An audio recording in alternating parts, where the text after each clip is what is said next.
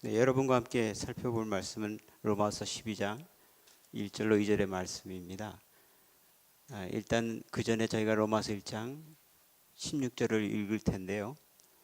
읽기 전에 먼저 로마서에 대해서 이런 말씀을 좀 소개해 드리는 것이 좋겠다 생각합니다.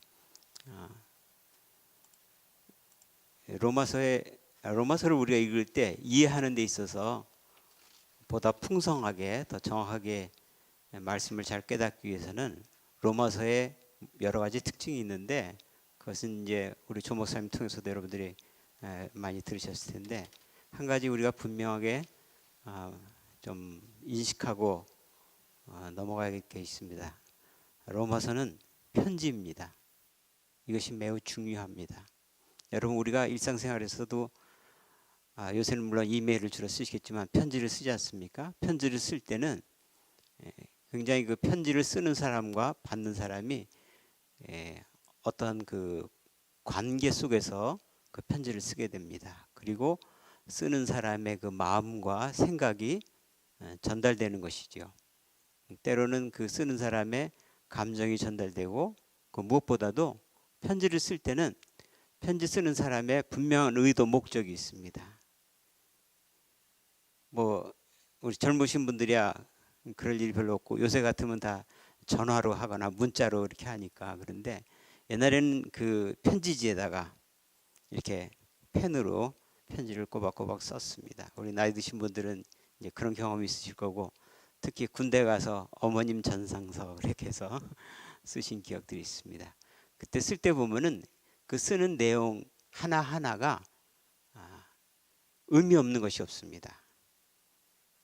편지라는 것은 그렇습니다. 더더욱이나 편지라는 것은 쓰는 사람이 의도를 갖고 있기 때문에 그 내용 하나하나가 분명한 목적을 갖고 있습니다. 예를 들어서 어머님의 폐가 안 좋으신데 추운 이 겨울에 어떻게 지내신가 할 때는 어떻게 씁니까? 날씨도 차가운데 바깥에 다니지 마십시오. 가급적이면 그렇게 씁니다. 그러면 그 편지를 제3자가 읽을 때는 이 쓰는 사람은 그 어머님이 이 겨울철에 이 폐가 안 좋으신 분이 많이 불편할까봐 그것을 염두에 두고 썼구나, 그것을 염려하는구나. 그래서 그 사실을 알 수 있고요. 그 다음에 쓰는 이가 어머니를 걱정하는 그 감정을, 그죠? 그 마음을 읽을 수 있는 겁니다. 더더욱이나 제3자가 볼 때 그렇게 볼 수도 있고, 당사자인 어머니가 볼 때 어떻습니까? 이 아들이 나를 그렇게 걱정하는구나, 내 몸을 아는구나. 그래서 그러한 서로 그 마음이 주고 받음이 바로 편지라고 할 수 있습니다. 제가 왜 이 말씀을 드리냐면, 로마서는 편지입니다. 신약의 많은 책들이 편지입니다. 위대한 성경이 편지 형식을 띠고 있습니다. 거기에는 분명히 성령님의 의도가 있겠지요. 편지를 통해서 전하는 이와 받는 이의 그런 그 관계 속에서 충분한 메시지가 잘 이루어지게 하기 위해서 그런 편지 형식을 취하지 않았는가. 바울은 그것을 의식했는지 모르겠지만 어쨌든 성령의 감동과 감화심으로 바울이 서신서를 썼을 때 그것은 그런 의도를 갖고 있습니다. 로마서가 편지라고 하는 것은 로마서를 쓸 때 바울의 그 심정이 있습니다. 그 마음이 있고 그 목적이 있습니다. 그것을 알게 되면 로마서를 좀 더 풍성하게 우리가 이해할 수 있게 됩니다. 먼저 이 로마서를 쓸 때 바울의 그 상태가 있습니다. 바울은 이제 그 아시아에서, 즉 로마를 기준으로 볼 때 동쪽이죠. 동쪽에 많은 선교여행을 다니고 어느 정도 마무리를 했습니다. 그래서 더 이상은 이제 내가 이쪽에서는 전도할 일이 없구나. 그러면 로마를 기준으로 볼 때 그 왼편 서쪽인 스페인을 가봐야겠다. 그래서 서쪽을 이제 선교사로서 복음으로 그쪽에 전파를 해야겠다라고 생각을 했습니다. 그런데 바울을 후원하고 그의 선교 사역을 돕는 교회는 안디옥이었습니다. 안디옥은 아주 동쪽에 있습니다. 스페인까지 가려고 그러면 너무 거리가 멀기 때문에 선교의 어떤 전략을 생각한다면 효과적이지 않습니다. 그래서 바울은 그 다음에 자기를 후원해 줄 교회로 어디를 생각하느냐? 로마 교회를 생각하고 있습니다. 그래서 로마 교회에 이제 후원도 요청해야 되고 어떤 그 관계를 쌓음으로 인해서 자신을 후원해 줄 수 있는 교회로 삼고자 하는 마음이 있었습니다. 그런데 로마 교회는 바울이 간 적이 없습니다. 그리고 로마에 가서 물론 복음을 전파한 적도 없습니다. 로마의 교회는 있는데 바울에 의해서 생긴 것이 아닙니다. 고린도 교회라든가 에베소 교회라든가 이런 것은 서신서에도 있지만 바울이 분명히 그들에게 복음을 전해서 거기에 교회가 생긴 것이기 때문에 그들은 서로 잘 알았습니다. 그러나 로마 교회는 서로가 잘 몰랐습니다. 그래서 바울이 로마 교회에 자신을 소개해야 합니다. 근데 자신을 소개하는데 어떻게 소개하는 것이 좋겠는가? 그들은 이미 그리스도인들입니다. 이미 교회를 이루고 있습니다. 근데 그들이 바울을 볼 때 어떤 사람인지 모르니까 바울의 신앙과 나아가서는 신학을 좀 잘 설명해 줘야 되지 않겠습니까? 그래서 그는 복음에 대해서 쓰게 된 것입니다. 그래서 조금 전에 우리가 읽으려다 말다 로마서 1장 16절을 한번 볼까요? 예, 말씀을 같이 보겠습니다. 예, 1장 16절 우리 같이 이거 보겠습니다. 같이 한번 읽겠습니다. 시작. 내가 복음을 부끄러워하지 아니하노니 이 복음은 모든 믿는 자에게 구원을 주시는 하나님의 능력이 됨이라. 먼저는 유대인에게요, 그리고 헬라인에게로다. 이 말씀 한 구절에 바울의 의도가 다 들어가 있습니다. 내가 복음을 부끄러워하지 않는다. 바울은 로마 교회에다가 자신을 소개해야 됩니다. 나는 복음을 부끄러워하지 않는 자라는 겁니다. 물론 전도하면서 선교사 역할을 했기 때문에 복음을 부끄러워할 리가 없겠죠, 당연히. 그러나 바울은 자신을 소개해야 되는 입장이기 때문에 내가 복음을 부끄러워하지 않는다라고 얘기합니다. 여러분들 이 말씀을 이런 관점에서 한번 보신 적 있으세요? 아, 복음이니까 당연히 자랑스러워하겠지. 물론 그렇지만 바울은 여기에서도 의도하고 있는 것이 있죠. 로마 교인들에게 자신을 소개해야 되기 때문에 그렇습니다. 내가 복음을 부끄러워하지 않는다. 그리고 복음에 대한 자신 생각이죠. 모든 믿는 자에게 구원을 주시는 하나님의 능력이 된다. 내가 이렇게 믿고 있다는 것을 그들에게 소개하는 겁니다. 그리고 로마에 있는 성도들은 물론 다른 교회들도 많이 그 당시에는 그랬지만 유대인과 헬라인이 섞여 있었습니다. 그래서 먼저는 유대인에게요, 그리고 헬라인에게로다. 즉 모든 사람들에게 이 복음은 구원을 주시는 하나님의 능력이 된다. 이렇게 자신을 사실은 소개하고 있습니다. 복음과 함께 자신을 소개합니다. 그래서 그들로 하여금 나 믿을 만한 사람이다. 왜냐하면요, 사실 바울이 성격이 강한 사람이고 또 많은 활동을 다녔기 때문에 주위에 적이 많습니다. 우리가 사도행전 같은 데 보면은 그런 경우를 많이 볼 수 있지 않습니까? 심지어 그를 죽이려고 하는 사람도 많았지 않습니까? 그리고 뭐 오늘날도 우리가 충분히 이해할 수 있는 상황인데 악소문들이 많았습니다. 그래서 바울은 자신에 대해서 충분히 소개하고 저들이 자신을 믿을 수 있게 함으로 인해서 결국은 자신의 선교사에게 후원하는 교회로 삼고자 했던 것입니다. 그래서 이렇게 복음을 저들에게 소개함으로 인해서 저들은 이미 복음을 믿고 구원받고 교회를 이루고 있었던 사람들이거든요. 그들에게 왜 복음을 다시 소개합니까? 자신을 소개해야 되기 때문입니다. 내가 이런 복음을 믿고 있다는 것을, 내 믿음이 쉽게 얘기하면 정통이다, 믿을 만한 것이다 라는 것을 자신을 소개하기 위해서라도 복음을 소개할 수밖에 없었습니다. 그런데 작정하고 편지를 쓰기 때문에 제대로 썼습니다. 다른 서신서에 이렇게 자세하게 하나님의 구원에 대해서, 그리스도의 대속 사역에 대해서, 우리가 어떻게 구원을 받았고 그 구원이 얼마나 풍성하고 은혜스러운 것인가를 이만큼 기록한 서신서가 있습니까? 근데 로마서는 유난히 그래요. 그래서 1장으로부터 해가지고 11장까지 그 그리스도의 구속 사역을 설명합니다. 위대한 복음을 소개하고 있습니다. 이참에 바울이 작정하고 쓴 것 같습니다. 편지니까 많은 생각을 하고 쓸 거 아닙니까? 말로 이렇게 하는 것이 아니라 시간을 갖고 썼을 것입니다. 자기 속에서니까. 그러면서 복음을 체계적으로 썼습니다. 그래서 마치 어떻게 보면은 신학적인 강의 같지 않습니까? 근데 제가 앞서 서두에 말씀드린 것처럼 편지라는 것입니다. 이것은 원래 그런 강의를 하자고 쓴 것이 아닙니다. 편지, 복음과 함께 자신을 소개하기 위해서 이왕 쓰는 김에 제대로 쓴 것 같습니다. 그래서 나는 복음을 부끄러워하지 않는다. 이 복음은 모든 믿는 자에게 구원을 주시는 하나님의 능력이 된다 해서 11장까지 그것을 쓴 것입니다. 그리고 오늘 살펴보고자 하는 본문으로 갑니다. 로마서 12장 1, 2절입니다. 자, 제가 1장 16절을 한번 다시 읽어드리고요. 같이 저거를 12장 1, 2절을 읽겠습니다. 내가 복음을 부끄러워하지 아니하노니 이 복음은 모든 믿는 자에게 구원을 주시는 하나님의 능력이 됨이라. 먼저는 유대인에게요, 그리고 헬라인에게로다. 그리고 바로 12장 1, 2절을 같이 읽습니다. 그렇게 연결을 하면 될 것 같습니다. 시작. 그러므로 형제들아 내가 하나님의 모든 자비하심으로 너희를 권하노니 너희 몸을 하나님이 기뻐하시는 거룩한 산 제물로 드리라. 이는 너희가 드릴 예배니라. 2절. 너희는 이 세대를 본받지 말고 오직 마음을 새롭게 함으로 변화를 받아 하나님의 선하시고 기뻐하시고 온전하신 뜻이 무엇인지 분별하도록 하라.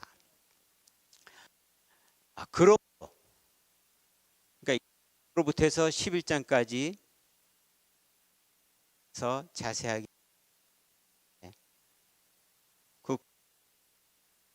한다는 것을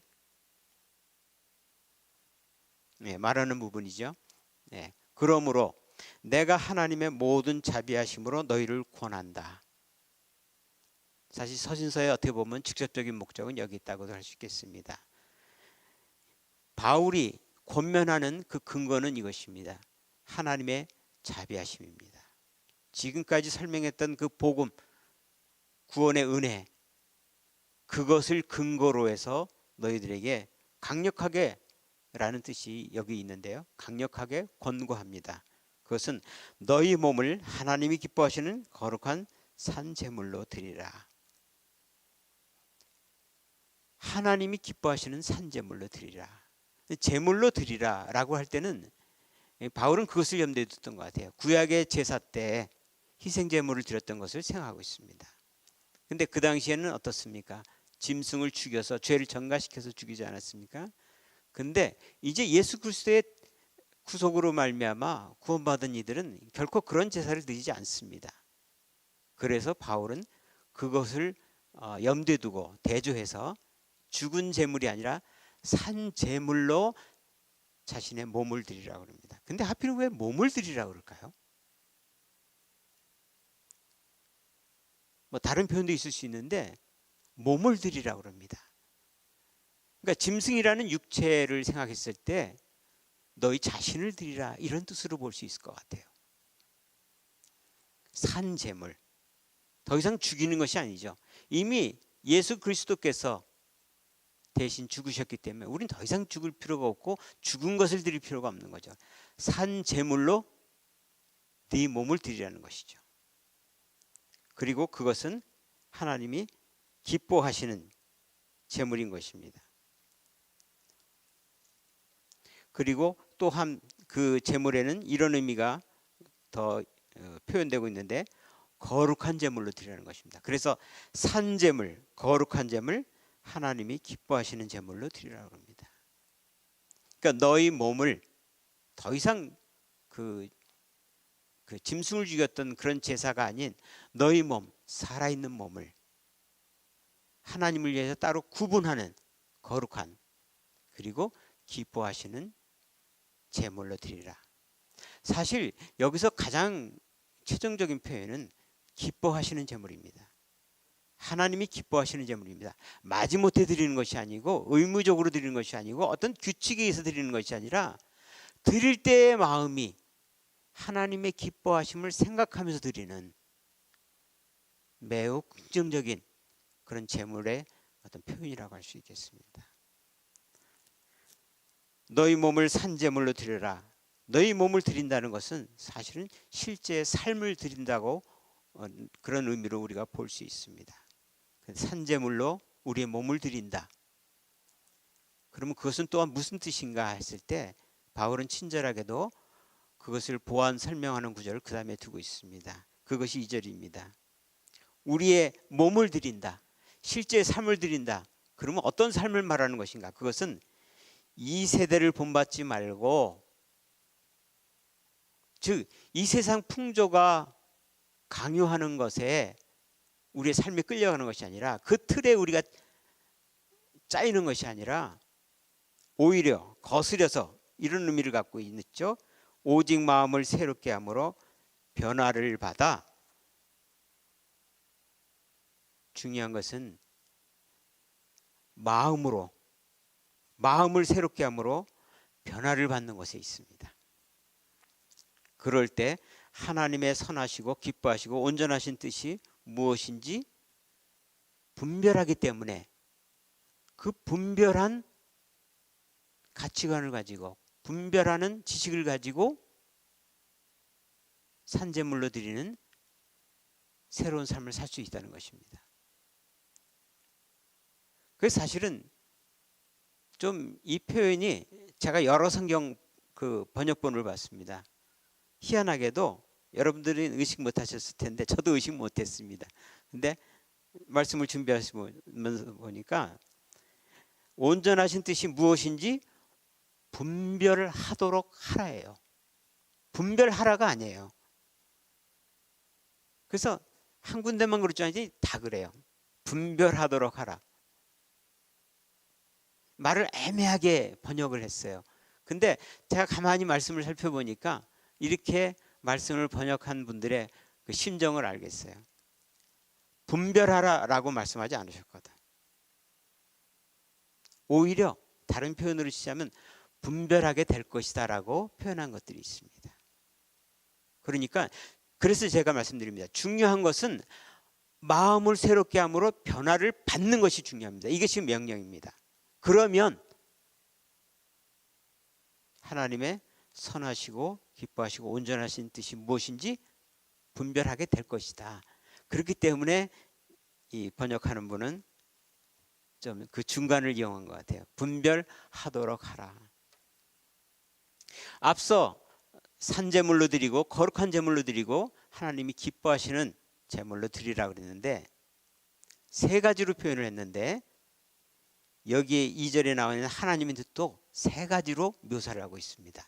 선하시고 뭐죠? 기뻐하시고 그리고 도장을 확 찍었습니다. 온전하신.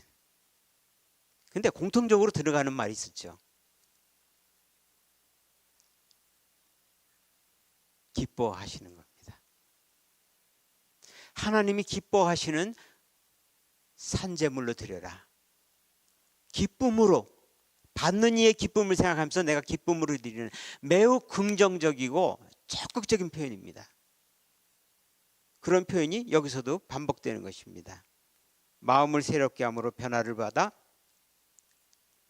하나님의 선하시고 기뻐하시고 온전한 뜻이 무엇인지 분별해야 되는 겁니다.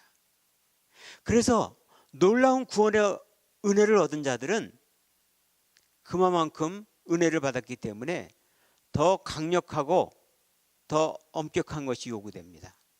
더 철저한 삶이 요구되는 것입니다. 그것을 긍정적으로 표현했습니다. 기뻐하시는. 하나님의 기뻐하심을 생각하는 겁니다. 의무적으로, 소극적으로 나는 이제 하나님의 구원을 받은 자니까 죄를 지으면 안 돼.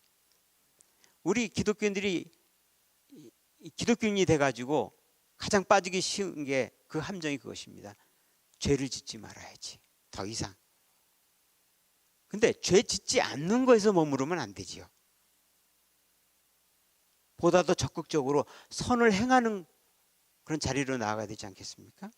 그런 것을 볼 때 바울은 작정하고 이 말씀을 썼어요. 편지를 쓰니까 마음껏 생각하고 고쳐가면서 쓸 수 있었을 것 같아요. 그래서 제물로 드리라 할 때 세 가지 표현이, 그 다음 하나님의 뜻을 할 때도 세 가지 표현이 이렇게 공통적으로 나오는데, 그 중에 공통된 것은 기뻐하심이에요. 그것이 선하심이에요. 그것이 온전한 거예요. 죄를 짓지 않는 소극적인 의무만 다하는, 교회 생활을 취하면 주일에 와서 예배 보는 거로 의무를 다하는 그런 형태의 하나님의 뜻이 아니라, 선하시고 정말 하나님이 기뻐하시겠구나, 이것이 하나님이 어떻게 하면 기뻐할까, 보다 창의적인 거죠. 생산적인 겁니다. 신앙생활이, 나의 삶이 그런 것입니다. 창의적으로 생각하는 거죠. 내가 아내로서 남편 뭐 먹는 거 해주는 거, 그 의무를 생각하면은 먹여만 주면 되겠죠. 그렇지 않죠. 남편을 생각하고 남편의 기쁨을 생각한다면 무슨 반찬을 창조할까 이렇게 생각하고, 남편도 마찬가지 아닙니까? 자신의 그냥 가장으로서 의무만 하는 것으로, 남편의 의무만 했으면 나는 의무 했으니까 땡, 그것이 아니라 그 기쁨을, 상대방의 기쁨을 생각할 때 어떻습니까? 내가 그 기쁨에 함께 받는 이의 기쁨을 또한 함께 생각하지 않겠습니까? 그래서 바울은 철저하게 하나님의 기뻐하심을 생각하면서 살아가는 것이 그러한 놀라운 구원의 은혜를 받은 자의 삶이 되어야 된다라고 말하고 있는 것입니다. 그래서 우리는 분명히 해야 됩니다.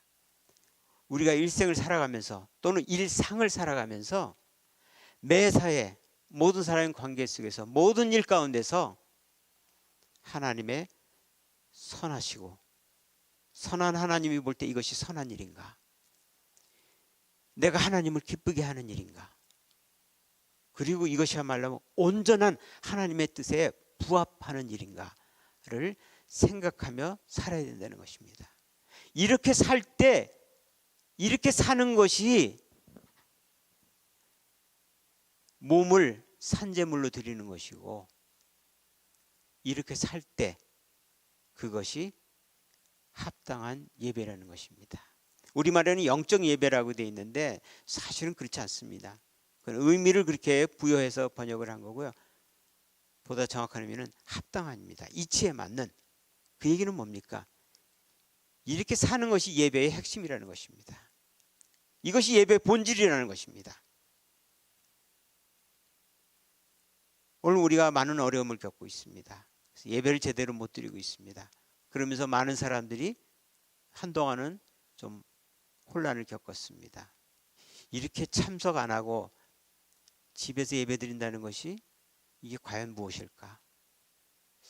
예배 보는 것 같지 않고, 왜? 그렇게 안 봐왔기 때문에 뭔가 아무것도 안 한 것 같고, 그래서 많은 사람들이 예배를 통해서 얻을 수 있는 은혜를 참 느끼지 못하고 얻지 못하고 있습니다.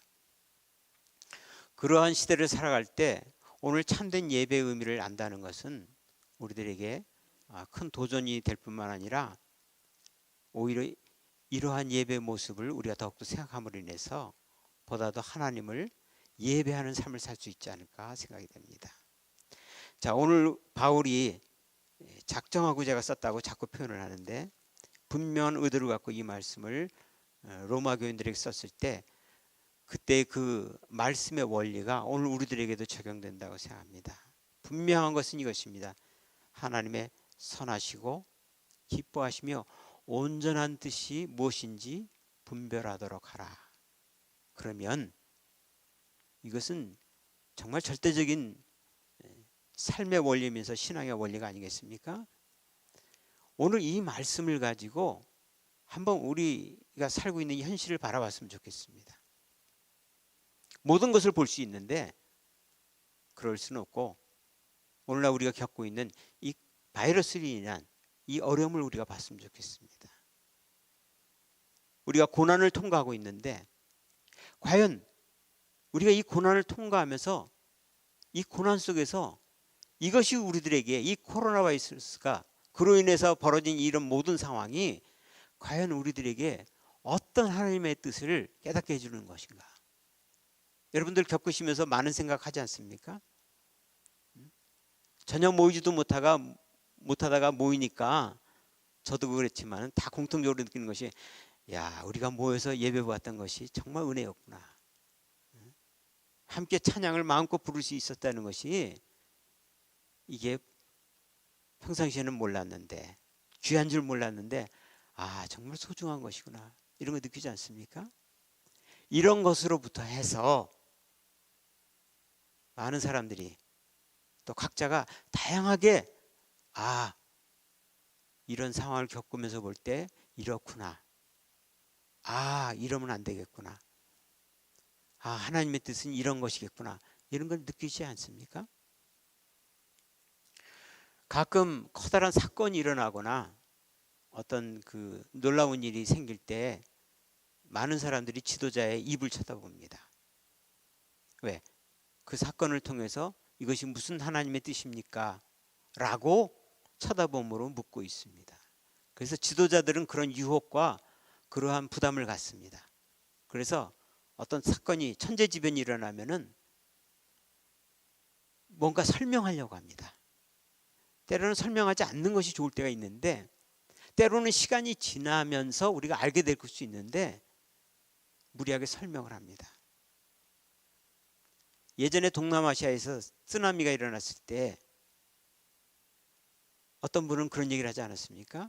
그 수많은 사람들이 불행한 일을 겪었는데 하나님이 저들의 범죄를 심판하셨다는 겁니다.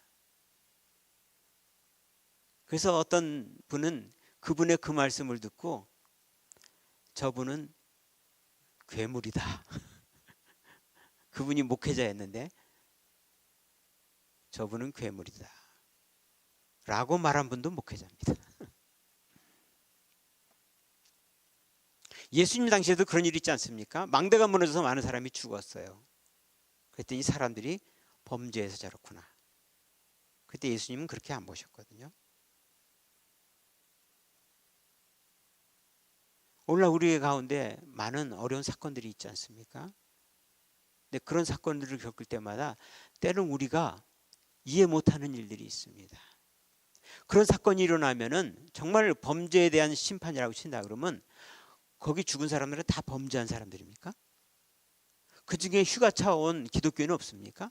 하나님을 믿는 사람이 없으니까? 욥이 범죄해서 큰 불행을 당했습니까? 그러나 욥의 친구들은 욥에게 그랬어요. 네가 범죄한 일이 있기 때문에 이런 일이 벌어나지, 네가 범죄 안 했으면 이런 일은 절대 안 일어나. 소위 말하는 인과응보입니다. 그 인과응보로 잣대를 가지고 그 사람의 신앙을 재고 그리고 판단합니다. 그러나 하나님은 결코 욥의 친구들의 손을 들어주지 않았습니다. 오늘날 우리가 기독교인들이 빠지기 쉬운 함정입니다. 불행한 일이 있으면 무조건 범죄와 연관을 짓는 것입니다. 그러나 그런 잣대로 본다면 예수님이야말로 범죄한, 저주를 받은 그런 것을 우리가 볼 수 있지 않습니까? 그래서 결코 인과응보로 볼 수 없는 것이 현대를 살아가는 우리들의 삶의 정황입니다. 이 코로나 바이러스가 창궐하면서 똑같이 그런 분들이 있습니다. 이것은 하나님의 계획하에 이루어진 심판이다. 기독교 지도자의 말입니다. 그러나 어느 기독교 지도자는 또 이렇게 이해합니다. 이것을 하나님의 심판이라고 그렇게 결론 내리는 것은 위험하다. 이럴 때 우리는 그저 그렇게 불행을 당한 사람과 함께 애통해야 한다. 여러분들은 어떤 사람의 의견에 더 공감합니까? 저는 이번에 코로나 바이러스를 겪으면서 상당한 두려움이 있었습니다. 이것이 그냥 바이러스로 끝나지 않고 건강의 문제로 끝나지 않고 어떻습니까? 우리의 피부에 느낄 만큼 경제적인 문제로 다가오지 않습니까? 신앙의 문제로도 다가오고 사람들과의 관계에서 이루어지는 사회적인 그런 불안감도 있고, 이것이 이것 하나로 그치지가 않습니다. 근데 이 바이러스에 대해서 전문가들은 그런 얘기를 합니다. 이것이 괜히 일어난 것이 아니다. 인간이 너무나 자연의 영역을 침범해 들어가서 동물들의 환경을 파괴했기 때문이라는 겁니다. 그래서 그 동물 속에 있는, 여러분들이 뭐 이미 지식적으로 알고 계시겠지만, 바이러스들이 그들이 환경에 쫓기면서 그들의 삶의 터전이 없어지면서 그 안에 있던 것들이, 즉 그런 동물들을 숙주로 해서 그 안에 있던 바이러스들이 다른 동물에게 옮겨가고 그 동물을 잡아먹거나 그 동물에 접촉했을 때 이것이 걸린다고 그렇게들 진단하고 있습니다. 그런 것을 보면 결국 이 바이러스, 이 문제는 환경의 문제하고 연결이 되는 것입니다. 환경 파괴, 얼마나 많은 환경이 파괴되고 있습니까? 미래학자이면서 경제학자인 제레미 러스킨이라는 사람이 그의 책에서 그런 얘기를 했습니다. 1900년대만 할 때도 인간이 이 지구상에서 14%의 땅을 차지하고 거주하고 있었다고 합니다. 근데 2000년이 되면서 77%를 차지하고 있답니다. 얼마나 빠른 속도로 자연을 파괴하고 그들을 쫓아내고 인간이 그곳에 거주했는지 23%만이 동물들의 영역으로 남아있다고 합니다. 그래서 그러한 것을 연구하는 생물학자나 생태학자들은 얘기합니다. 이번에 온 거, 이 바이러스, 이것 말고도 계속 올 것이다. 그리고 또 더 나아가서 이런 말도 합니다. 이러한 바이러스라는 것은 어찌 보면은 신호다. 전초전에 불과하다. 이것은 그래도 우리가 살아있고 뭔가 노력을 하고는 있지만, 그러나 정말 우리가 어쩔 수 없는, 되돌이킬 수 없는 환경 파괴와 함께 우리의 생존을 정말 위협할 뿐만 아니라 우리의 삶을 송두리째 바꿔버릴 수 있는 것이 오고 있는데, 그것은 환경 파괴로 인한 기후의 변화라는 것입니다. 이 지구가, 하나님께서 만드신 이 지구가 어떤 위험한 상황에 이르렀을 때 스스로 회복할 능력이 있답니다. 그런데 어느 시점을 넘어가게 되면은 회복 불가능입니다. 그러면 우리는 영화 속에서나 볼 수 있었던 지구 멸망 후 몇 년, 그런 일을 정말 겪을 수도 있겠다라는 겁이 납니다. 제 식구 중에 한 사람이 그런 얘기를 했습니다. 그런 세상이 오더라도 100년 후에만 오면 좋겠어. 그래서 아유, 왜 100년이야? 뭐 우리 세대 살고 가는 거는 뭐 20, 30년이면 될 텐데 왜 100년이야? 내 손주까지만 그렇게 잘 살았으면 좋겠어. 여러분, 우리가 자녀들을 위해서 많이 노력하는데 자녀들에게 본의 아니게 우리는 나쁜 환경을 물려줄 수밖에 없습니다. 야곱이 바로왕 앞에서 자신을 소개할 때 한 얘기 했지 않습니까? 험악한 세월을 살았다. 그래서 우리도 세상을 떠날 때는 주변 사람들에게 코로나라는 정말 불행한 일을 난 겪었어 라고도 못합니다. 왜? 그걸 듣는 후손들도 똑같이 겪고 있으니까요. 미래의 세대들이 살아갈 환경을 현재 살고 있는 사람들이 많이 파괴합니다. 그러면 우리는 또 그렇게 생각합니다. 내가 뭘 그렇게 많이 파괴했을까?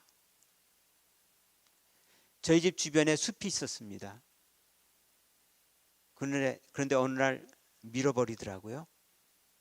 수많은 다람쥐들이 집 앞으로 왔다 갔다 했는데 싹 없어졌습니다. 왜 저 숲을 파괴해? 참 좋았는데. 근데 그렇게 생각하다가 멈출 수밖에 없었던 것은 누군가는 집이 없어서 집을 사야 되는데 그래서 집을 짓는데, 물론 업자가 돈을 벌기 위해서 집을 짓기도 하지만 나도 시애틀 와서 살면서 그 얘기를 못하겠구나. 그래서 이건 어느 한 사람의 어리석음이나 악함으로 인해서 된 것이 아니라 전체가 그렇게 흘러가고 있는 것입니다. 그리고 그 환경을 우리가 보존하기 위해서 뭔가를 해야 된다고 할 때 과연 우리는 무엇을 할 수 있는가? 개인적으로 해봐야 무엇을 할 수 있겠는가? 쓰레기 버릴 때 리사이클을 골라내고, 그리고 해로운 화학물질을 그냥 안 버리고, 뭐 여러 가지를 우리가 생각할 수 있습니다. 그러나 보다 큰 환경 파괴는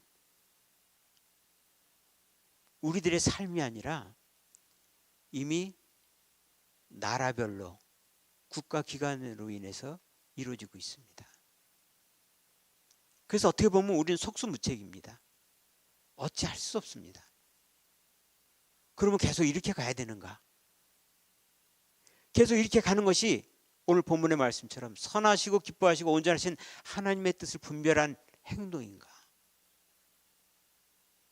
말씀은 이렇게 주어졌는데, 그리고 우리가 심각한 이런 재앙을 겪고 있는데 우리는 그저 기도하고 나 병 안 걸리게 해주시옵소서, 우리 공동체에 아픈 사람 없게 해주시옵소서, 이렇게만 기도한다는 것이 과연 이게 우리에게 그러한 위대한 구원을 베푸신 하나님의 뜻이겠는가?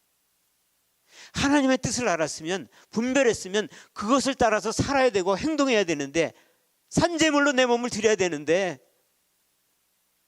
어찌할 수 없어요. 할 수 있는 게 없습니다. 그래서 개인적인 바람은 그렇습니다. 교회 단위로 또는 교단 차원에서 이런 환경에 대한 인식을 갖고, 하나님께서 우리에게 주신, 창조하신 하나님의 창조물인데 그 안에서 우리가 살게끔 해주시려고 이렇게 아름답게 해놓으신 건데, 이것을 파괴하는 것을 우리는 그저 바라보고만 있어야 되는가? 우리는 교회를 위해서, 선교를 위해서 또는 구제를 위해서 헌금합니다. 저 자신도 그렇지만 우리가 환경을 위해서 도네이션을 합니까? 우리를 대신해서 환경을 보존하고, 그러나 그들이 의식하든 안 하든 하나님의 뜻을 행하고 있는 기관들이 있죠. 자연을 보호하고자 하는 그런 단체들이 있지 않습니까? 그런 단체를 우리가 후원한 적이 있나요? 우리는 환경의 전문가가 아닙니다. 때로 교회에서 보면은 그 어떤 의학적인 것에 대해서 전문가들인 의사들을 모셔다가 건강 세미나도 합니다. 근데 우리 잘 안 하죠. 우리가 너무나 중요한 것을 놓치고 살지 않나. 너무 우리가 중요한 것을 경시하며 살지 않았는가, 그런 생각을 저는 사실 오늘 이 본문을 보면서, 어떻게 보면 이 본문과 좀 동떨어진 얘기가 될 수 있는데, 이렇게 하나님의 뜻이 철저하고 더 엄격하게 강력하게 우리들에게 요구하는 것은 그 기뻐하시는 뜻을 분별하고, 그 분별하는 것을 삶으로 나타내고, 그것이 하나님께서 받으시기에 합당한 예배인데 우리가 그렇게 살아가야 되는 것 아닌가, 그런 면을 많이 반성하면서, 사실 오늘 제 설교는 좀 무책임한 설교일 수 있다는 생각을 했습니다. 어쩌라고, 우리 개인 차원에서 어쩌라고. 그렇지만 이런 면이 있구나라는 것을 생각했으면 해서 이 말씀을 드렸습니다. 이스라엘 백성들이 큰 재앙을 겪을 때 그들은 생각했습니다. 왜 이 재앙이 우리에게 임했을까? 바벨론 포로로 끌려가서 포로 생활, 노예 생활하면서 그들은 고민했습니다. 어쩌다가 우리가 이렇게 됐을까? 우리의 성전은 파괴되고 우리는 약속의 땅, 그 가나안 땅 축복해 주신 땅에서 쫓겨나서 이방 땅에 포로로 잡혀서 낯선 곳에서 노예로 살고 있는데 어쩌다 우리에게 이런 일이 벌어졌는가 라고 반성하고 생각하고 또 생각하고 왜 우리가 이렇게 됐을까? 하나님은 왜 우리를 이렇게 심판하셨을까? 라고 고민함으로 인해서 많은 구약 성경이 그때 쓰여졌습니다. 그들은 고민했습니다. 정말 깊이 생각했습니다. 왜 이런 일이 벌어졌을까? 왜 우리가 하나님 앞에서 올바로 살지 못했을까? 그래서 그들은 그것을 기억하고 성경의 기록으로 남긴 것입니다. 지난 날을 반성하고 생각하면서 하나님의 말씀을 기록했던 것입니다. 그런 면에서 볼 때 오늘 우리가 이 어려운 시기를 지나면서 하나님의 말씀을 곱씹어 보는 겁니다. 왜 우리에게 이런 일이 벌어졌을까? 혹자는 아까 말씀드린 것처럼 범죄에서 재앙이다. 너무 쉬운 결론을 내려서는 안 됩니다. 쉬운 답을 내서는 안 됩니다. 깊이 생각할 때 우리에게 소망이 있습니다.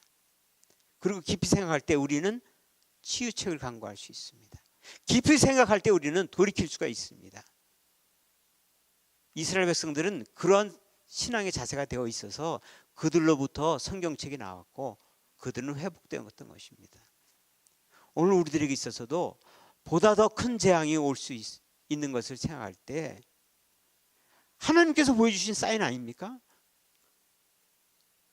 그런 것을 생각한다면 우리의 신앙은 보다 더 폭넓게 주위를 둘러보고 보다 더 깊게 생각하고